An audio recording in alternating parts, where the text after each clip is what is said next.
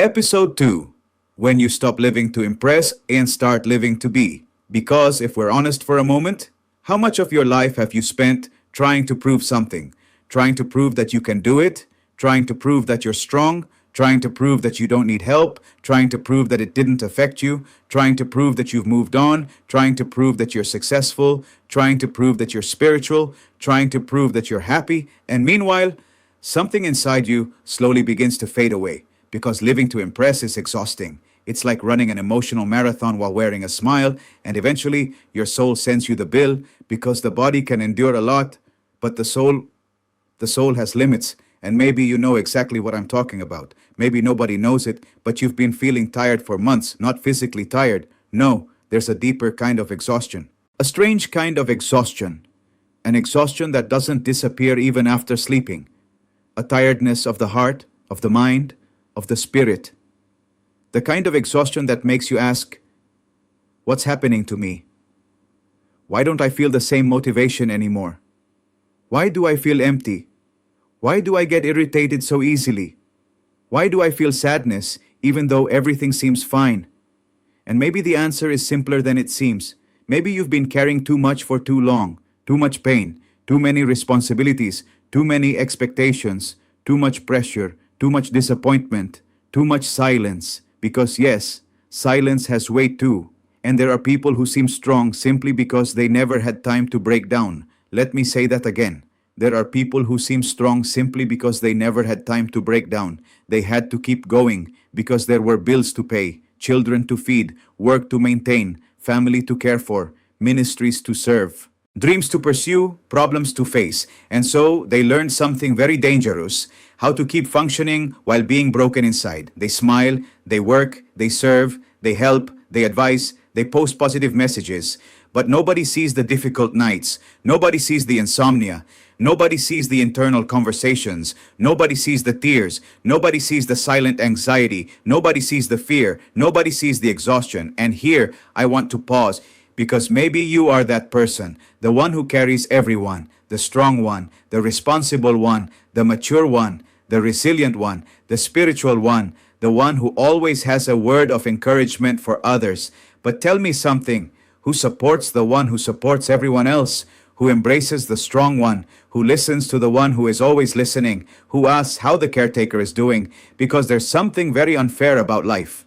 People often assume that the strong person is always okay, and that's simply not true. The strong person breaks too. The strong person cries too. The strong person doubts too. The strong person gets tired too. The strong person needs help too. And I want to tell you something you may have never heard before. You are not a machine. You don't have to handle everything. You don't have to carry the world on your shoulders. You don't have to solve every problem. You don't have to prove anything. Sometimes healing begins when someone gives themselves permission to rest. Yes, to rest. And I'm not only talking about sleep, I'm talking about emotional rest. Stopping every battle, stopping the pursuit of approval, letting go of conversations that drain you, stopping the effort where there is no reciprocity, releasing guilt that was never yours to carry, letting go of the need to save everyone. Because here's a hard but necessary truth. You cannot save others while destroying yourself. You cannot completely empty yourself trying to fill everyone else. You cannot heal other people's wounds while ignoring your own. You cannot speak about peace while collapsing inside. And perhaps this generation needs to hear this more than ever because we are hyper-connected yet emotionally exhausted. We have the internet, artificial intelligence, streaming, courses, technology, tools, apps, social media, infinite content, and yet we're exhausted, mentally exhausted, emotionally exhausted, spiritually exhausted.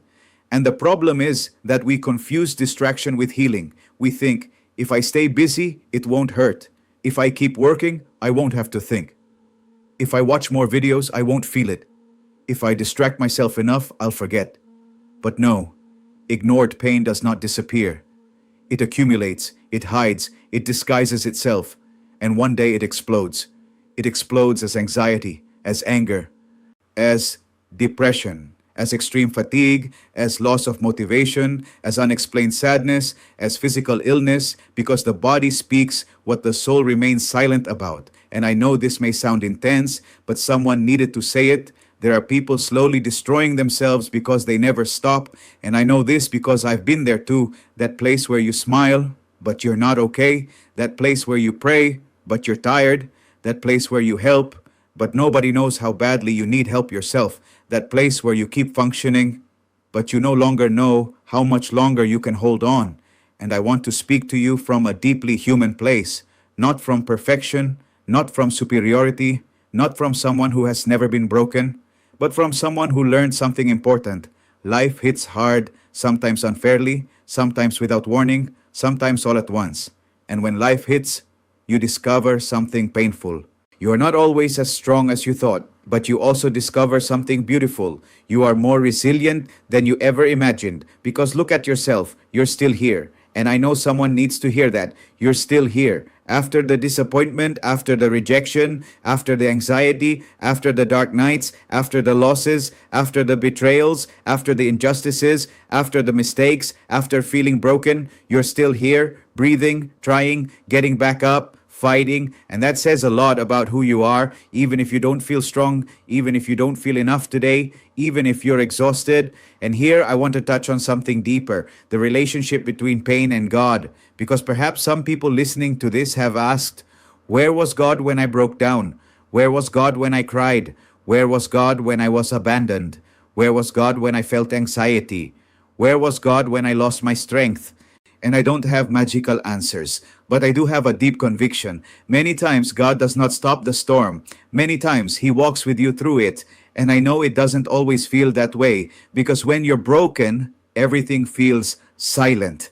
But I want to tell you something important. Silence does not mean absence. Sometimes silence is part of the process. Sometimes silence is building character. Sometimes silence is teaching you something. Sometimes silence is rebuilding the broken parts of you because there are wounds that do not heal quickly. And here's something uncomfortable.